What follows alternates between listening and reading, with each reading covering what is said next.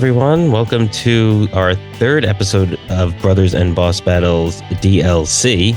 As you may know, this is an offshoot of our main podcast, Brothers and Boss Battles, a video game showdown. In these DLC episodes, we'll talk about new game releases and give a quick spoiler-free review of the game. I'm Anthony, and today I'm joined by my brother Tom, and we will be discussing Monster Hunter Wilds, developed and published by Capcom, the beta of which was released earlier this week on October 27th, with the main game to be released on February 28th, 2025. It is Halloween and a perfect day to discuss monsters. So, Tom, you're a big Monster Hunter series fan. Why don't you give us a little bit of background about your experience with the series, and then a little bit about your experience with this beta? Sure, let's get into it. So most of my Monster Hunter experience comes from Monster Hunter World, which is the predecessor to this game, Monster Hunter Wilds. Monster Hunter Wilds being the successor, or I guess sequel to World. And I put a ton of hours into that game over, many months and even like spanning years. Not that I played it, for 2 years straight, but I don't think anyone thought that, but okay.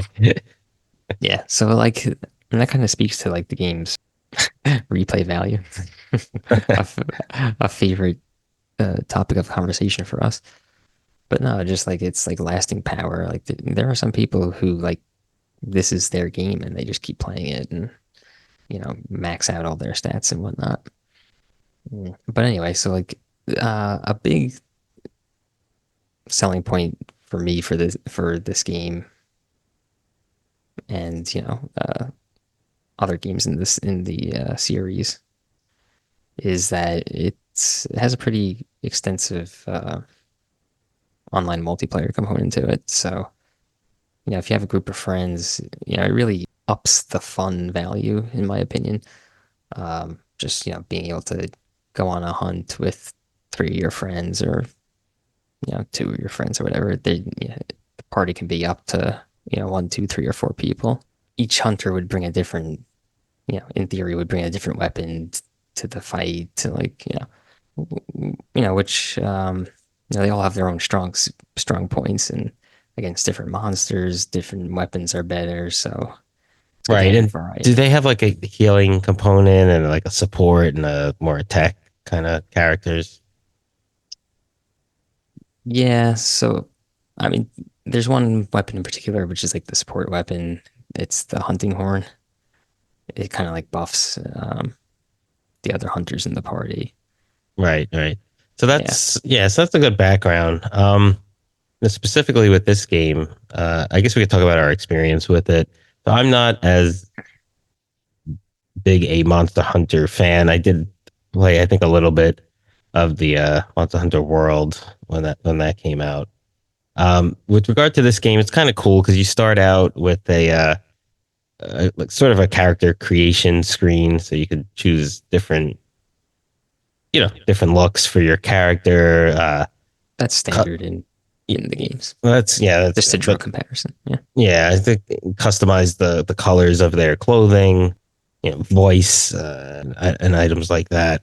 Yeah, it's actually pretty in depth in this game. The character creator, like you can move their eyes closer together, and right, really, I'm sure you can come up with some really crazy looking characters if you put your mind to it. Yeah, and then you get to also create your little cat helper, which are called what again in this game? Palico. Yeah, the Palicos. So I tried to make mine look like my cat Ralph, but as did I. Not Ralph, but my cat. So and it's funny. It's like, so you create your characters, and then like after that you're thrust into basically what's the first chapter of the game, like their first mission, and then they're like completely covered with like these big clothing, so you can't really even see them, especially the Paladin. Yeah. So I thought that was funny. Yeah, and that kind of if it plays out like other Monster Hunter games, as you progress through the game, you'll be hunting monsters and getting parts from them, which will allow you to craft new armor sets and weapons. So that'll change your, you know, your outer garment Yeah. appearance based on whatever you have equipped. So this beta test version of this game is essentially three parts. There's the character creation that we just mentioned. The second part is a story trial, which is, I guess, sort of the bulk of it, where it's you kind of learn about your purpose of what you're doing. You kind I won't give away what it's with regarding, but you go on a mission It sets and up the you story. what's that? It sets up the story. Yeah, it sets up Like the you story. get You introduced to key characters and yeah, and you learn your move sets. You pick your weapon, and fight a few monsters to kind of get the controls practiced by the user. And then after that, you they kind of have like this, Tom, and maybe you could explain this a little bit better, but it's sort of like a open hunt scenario. yeah, so they do have it where you can go to your base camp and you could talk to the handler in this game, who's a character called Alma. But you could talk to her and she'll give you quest options. So at this point, there's just like I think two optional hunts, which are the characters or two monsters. One of them, I think, was the one that you actually fight in that opening, like main story sequence. Yeah. But yeah, so I mean, at that point, you can just hop on your mount in the game, which is called a Secret. Sacred. Yeah, it's Seikret. It almost looks like a chocobo. Yeah. See, yeah. So that's something that's fairly new, I think, to the series. So they added that as just a way of quicker traversal. Yeah. But yes, you can just go out into the open world and you'll come across a monster, like a large monster. And then you can just, hunt it normally as if it was part of a mission. Right. And I mean, and that itself is the beta. I mean, it's Yeah, there's again, not too much there.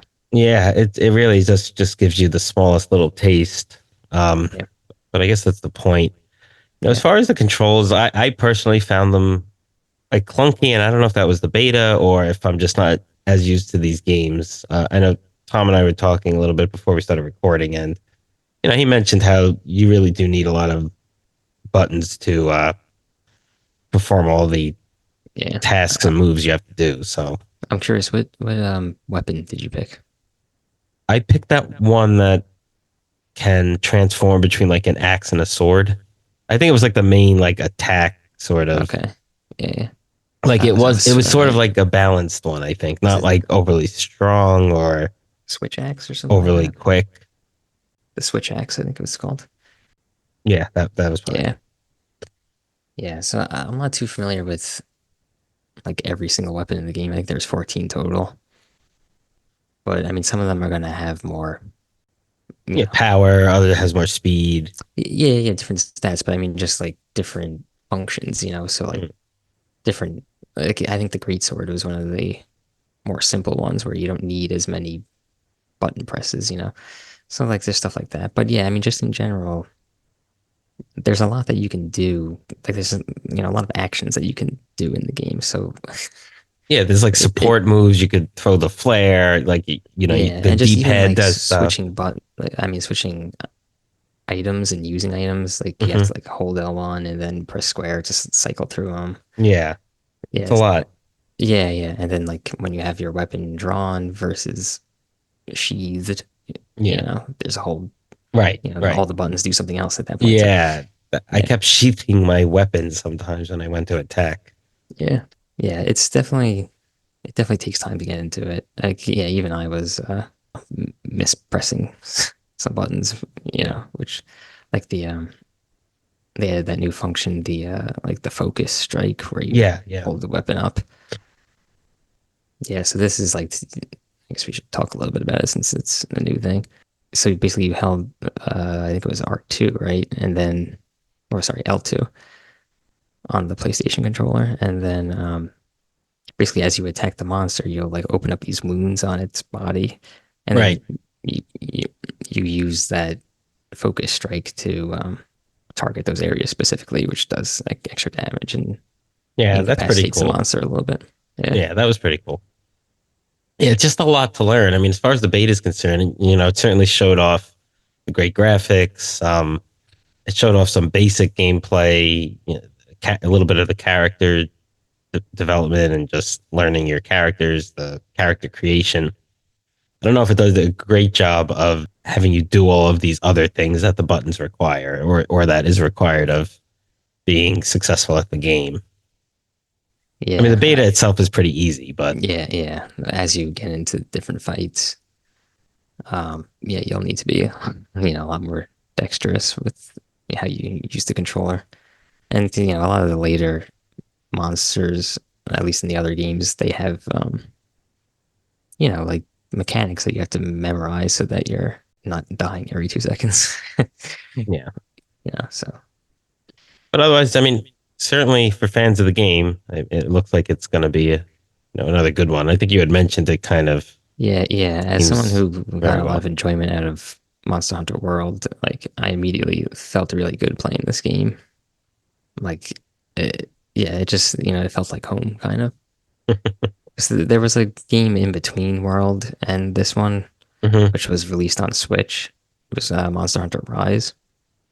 So it was initially for Switch, and then they ported it to the PS5 after a year, I think.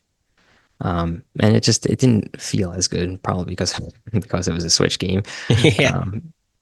But yeah, there was something off about it. I can't really put my finger on it, but like this felt better immediately. So I'm really optimistic about it. Good. And I think even on the beta you can play multiplayer, right? I think that was part of the whole player mechanic that you could sort of connect with other people. Yeah, and it looks like they added a new thing where you can summon like AI support hunters so that if you don't want to play with other people, which I totally understand.